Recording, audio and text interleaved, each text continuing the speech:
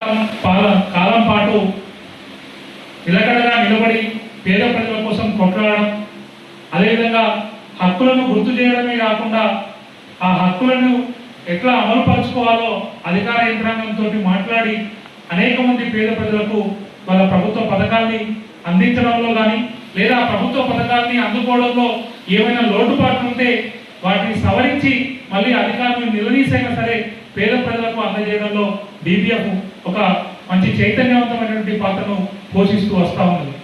మన ప్రాంతంలో ముఖ్యంగా ఉమ్మడి మెదక్ జిల్లాలో అనేక ఎస్సీ ఎస్టీ కేసుల విషయంలో కానీ, దళితులపై జరిగినటువంటి దాడుల విషయంలో కానీ, సంక్షేమ హాస్టల్లో వసతుల విషయంలో కానీ, ఉపాధి హక్కుల కోసం మాట్లాడడం విషయంలో కానీ ఇట్లా నిరంతరం ప్రతిరోజు ఏదో ఒక పని పెట్టుకొని ఒక ప్రజా సమస్యని వెలికి తెచ్చి ఆ సమస్యకు పరిష్కారం చూపే దిశగా నిరంతర కార్యాచరణ ఉండడం అనేది నిజంగా చాలా అభినందనీయమైనటువంటి విషయం.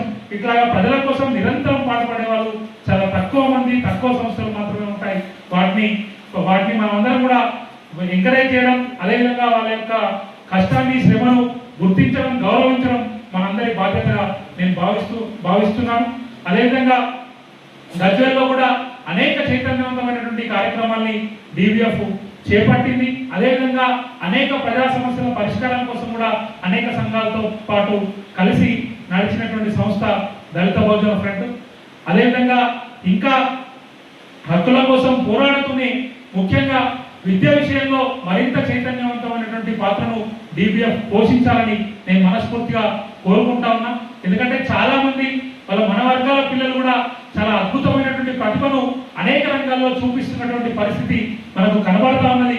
వాళ్ళకు సరైనటువంటి దిశలో మనం ఎంకరేజ్ చేసి సరైనటువంటి దిశలో మనం వాళ్ళకు చూపించగలిగితే ఇంకా అద్భుతమైనటువంటి ఫలితాల్ని సాధించేటువంటి అవకాశం ఉంటుంది. కనుక విద్య విషయంలో మరింత ప్రత్యేకమైనటువంటి శ్రద్ధను చూపించాలని, ఎట్లాగైతే మనం ఎస్సీ ఎస్టీ దాడులు జరిగినప్పుడు దళితుల హక్కుల కోసమో ఎంత గొంతెత్తి ఎంత కమిట్మెంట్ తోటి పనిచేస్తున్నామో అదే విధంగా దళిత విద్యార్థుల యొక్క విద్య కోసం కూడా మరింత కమిట్మెంట్ తోటి పనిచేస్తే మరింత చైతన్యవంతమైనటువంటి ఒక సమాజాన్ని మనం నిర్మించిన వాళ్ళం అవుతాం.